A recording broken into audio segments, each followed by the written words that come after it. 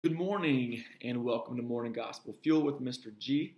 It is Wednesday, June 10th, the feast day of Blessed John Dominic. And he was a friar who founded the Dominican order, or formerly known as the Order of Preachers.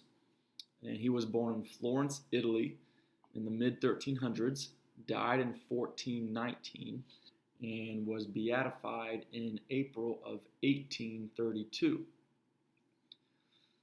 So I did some research this morning to kind of organize the path to sainthood, because we've got Blessed John Dominic.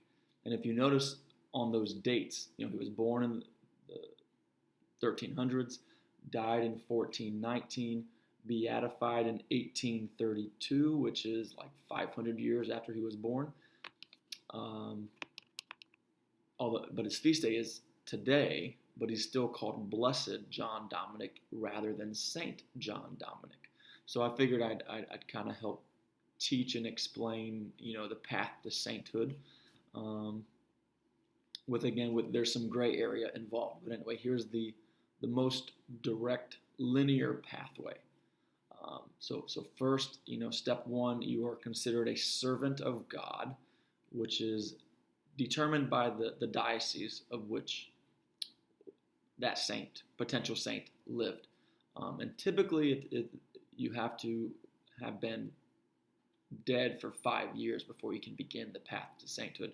With, of course, like I said, there's some gray areas, some rare exceptions, like Mother Teresa and Pope John Paul II and stuff like that. I don't make the decisions, but I'm just informing. So step one is the servant of God. Then you move on to step two, where you are considered venerable. So venerable, that means heroic in virtue, which is everybody's goal. So the congregation from that diocese presents to the Pope how this servant of God can be considered heroic in virtue by the three theological virtues of faith, hope, and charity, but then also the four cardinal virtues of prudence, temperance, justice, and fortitude. Then once you are considered venerable, and that you kind of sell that to the Pope, you do not have a feast day yet, and there's no permission to erect churches or schools in their name, but you can make like prayer cards to help go to the next step. So you go to so step one, servant of God; step two, venerable, and then that next step after those prayer cards are made, you are then can move on to be considered blessed, and that's what Blessed John Dominic is right now, that of who we venerate today. So to be considered blessed, a miracle has taken place through their prayerful intercession, and then you can then choose, the diocese can then choose a feast day to celebrate, and oftentimes it's on either a saint's birthday or their date of death. And that's what today is June 10th is the date of death for Blessed John Dominic. So anyway, that's the term blessed. Living in Oklahoma City right now, Blessed Stanley Rother, he was a martyr. So again, that's kind of another exception where you can kind of skip the venerable step and go to blessed, because naturally you live a heroic in virtue by being a martyr, and also maybe a mother who martyred for the sake of her children. So Saint Gianna and stuff like that. So anyway, so that's step three is blessed. And then after step three, is step four, the final step, where you are considered a saint by the Pope. And I believe that requires 2 miracles. And then you are considered a saint, and you can be then celebrated anywhere in the universal church, where you then have permission for people to intercede through you and through them to grow deeper in their faith and thus closer to Jesus Christ.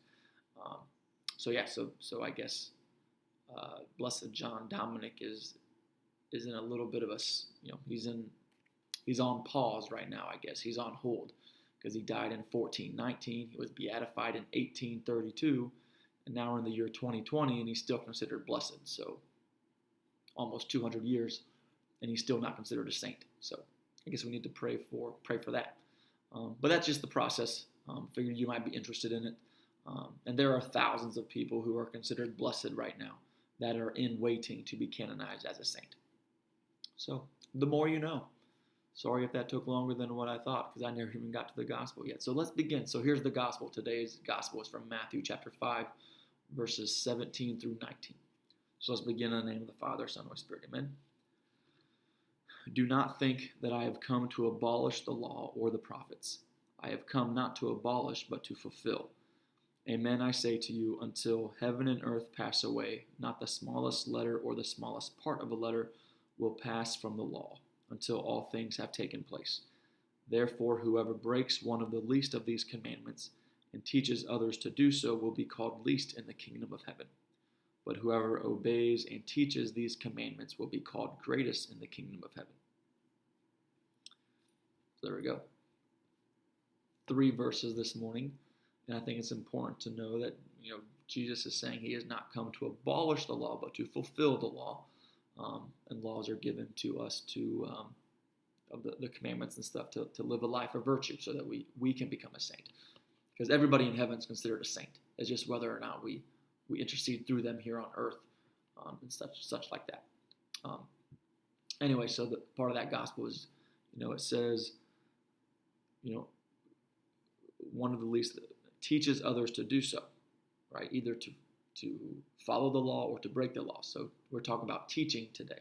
So, what we do, what we speak, and how we act teaches people about the law of these 10 commandments that Jesus is talking about.